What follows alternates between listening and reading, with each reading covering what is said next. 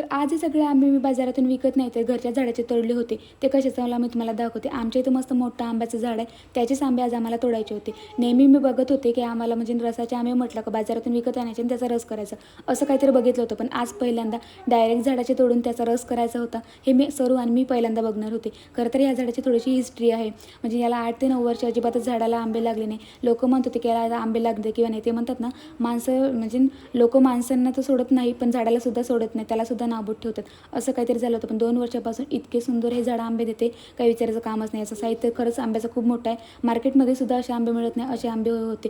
म्हणजे तोडले होते. आता असं झालं होतं, याला कधी खाते आणि कधी नाही. पटकन तोडले वगैरे, खाली घेऊन आली आणि त्याला बसले होते धुवायसाठी, कारण याला डायरेक्टली काही खाता येत नाही. याला असते तेल, आणि तेल जर आपल्या होट्याला किंवा स्किनला लागलं तर स्किन पूर्ण ओतून येते. पटापट धुवून वगैरे टाकले होते आणि नंतर बसले होते चिरून. म्हटलं पटकन चिरून तरी बघते, आणि बघितलं तर काय, मार्केटमध्ये सुद्धा असे आंबे मिळू शकत नाही, असा हा आंबा होता. इतका सुंदर केशरी होता, काही विचारायचं कामच नाही. सर्व तर पटापट खाण्याचं काम काय तिने चालू केलेलं होतं.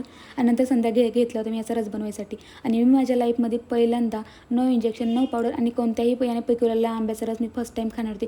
त्यामुळे एक्साइटमेंट तर खूप जास्त होती. मी पटकन अशी, आता रस म्हटलं का त्यासोबत पुरी लागते, मी पटकन असा रस आणि पुरी बनवून घेतली होती. आणि अशी आजच्या संध्याकाळी ही आंब्याच्या रसाने एन्जॉयमेंट केली होती. चला, पेजला आला असेल तर तुम्ही फॉलो आणि सबस्क्राईब करायला विसरू नका. आजच्यासाठी इतकंच. भेटूया नेक्स्ट ब्लॉग. तोपर्यंत बाय.